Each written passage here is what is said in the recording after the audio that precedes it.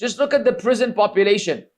The prison population where people commit a crime and they go to prison for Allah knows how long, and then while in prison, they get an education, they get a degree. Some of them become, doctors. They have gym, so they get buff and they get in shape. They straight up they organize their life on the expense of the free people with their tax money. What? This dude is a criminal, man. He stole. He should have had his hand chopped off in Islam, and then he's back out there in the society trying to earn a living.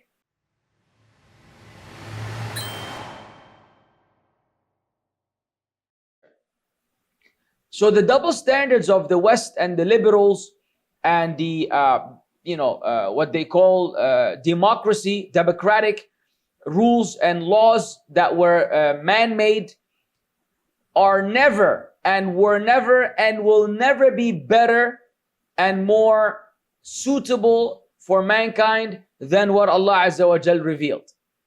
And all the alternatives that they have come up with in order to deter people from such crimes have failed miserably.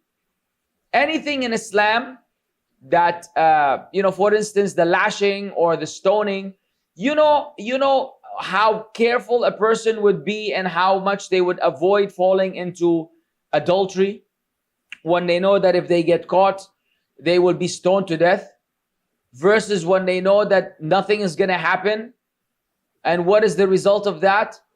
The massive spread of sexually transmitted diseases, HIV, AIDS, children born out of wedlock, children that are in adoption homes, and the mixture of family lineages, and the list goes on and on and on of social calamities and disasters of the highest order and magnitude that are uncontrollable in these societies where the people do not govern and rule by what Allah Azza wa Jal revealed.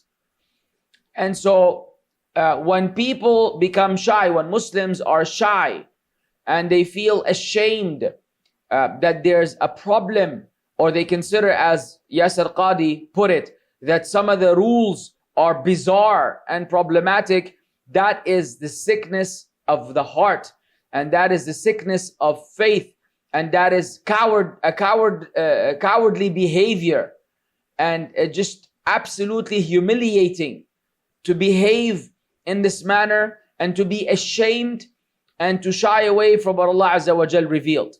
You humans are not the creators, and you don't know what is suitable for the creation. By all means, you don't know what is suitable for us more than Allah Azza wa Jal. So when Allah revealed those, it's because of Allah's wisdom, it's because of Allah's immense knowledge of humankind, how He created us, how He formed us, how He formulated us, and He knows what is suitable for us and what is ideal, what is lawful, what is not, what is decent, what is not. Allah Azza wa Jal is the one who sets the standards of acceptability or the lack of it, not human beings.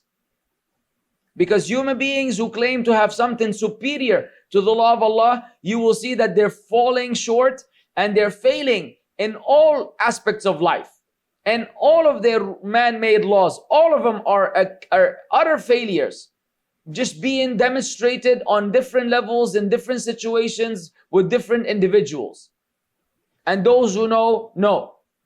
And we could really zero in on this and speak for hours and give you hundreds of examples of different man-made laws that are nothing but utter failure.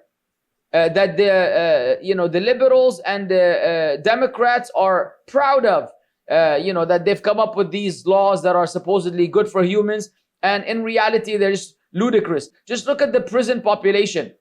The prison population where people commit a crime and they go to prison for Allah knows how long, and then while in prison they get an education, they get a degree. Some of them become doctors. They have gym, so they get buff and they get in shape. They straight up they organize their life on the expense of the free people with their tax money. What? This dude is a criminal, man. He stole. He should have had his hand chopped off in Islam, and then he's back out there in the society trying to earn a living. You put this guy in prison for 5-10 years, he lives off other people, and then as soon as he gets out, the dude is back at it again. He's stealing again. And history and the records prove that beyond a shadow of doubt.